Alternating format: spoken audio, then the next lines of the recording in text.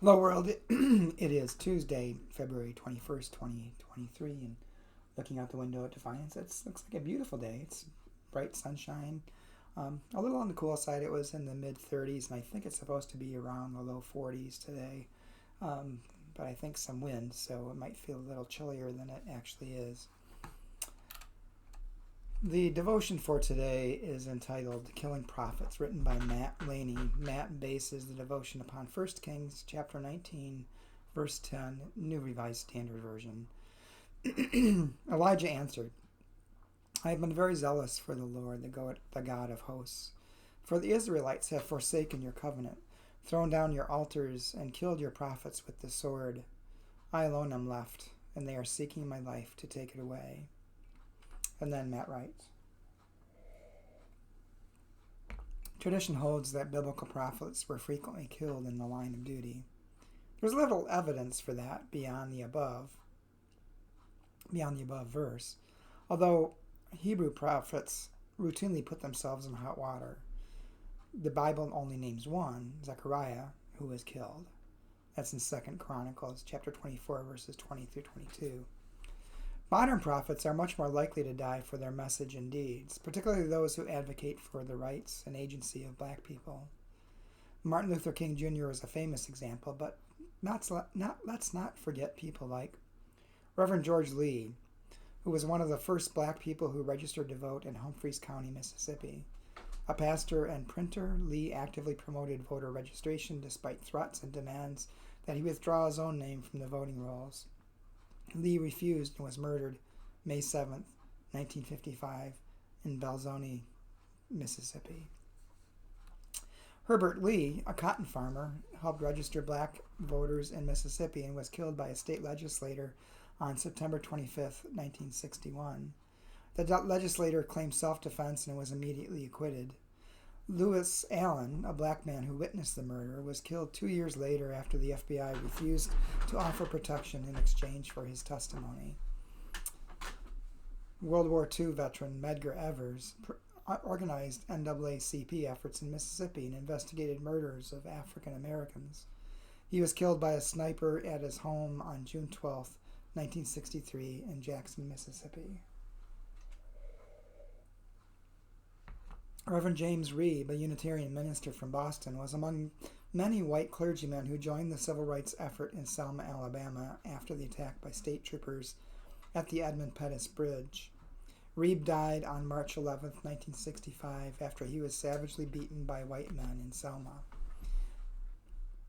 Jonathan Merrick Daniels, a white Episcopal seminary student from New England, went to Alabama to join civil rights efforts. He was arrested during a demonstration. On the same day Daniels was released from jail, August 20th, 1965, he was shot and killed by a deputy sheriff in Hayneville, Alabama. Vernon Dahmer, a wealthy black businessman, offered to pay poll taxes for those who couldn't afford the fee required to vote. The night after this announcement, his home was firebombed. Dahmer died from severe burns on January 10th, 1966, in Hattiesburg, Mississippi. And Matt's prayer.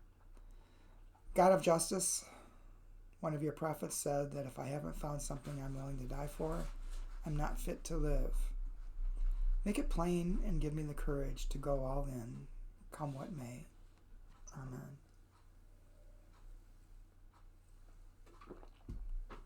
Well, a couple things this devotion reminds me is that prophets, many people seem to think of prophets as foretelling the future, and biblical prophets, that's not really the case. Now, in many cases, they do prophesy what may happen if the people don't change their ways. But in reality, they're truth tellers. They're opening people's eyes to the truth of how things are, how they may be, which can make people upset and seek to kill them. So even though, as Matt said, there's not a lot of biblical evidence that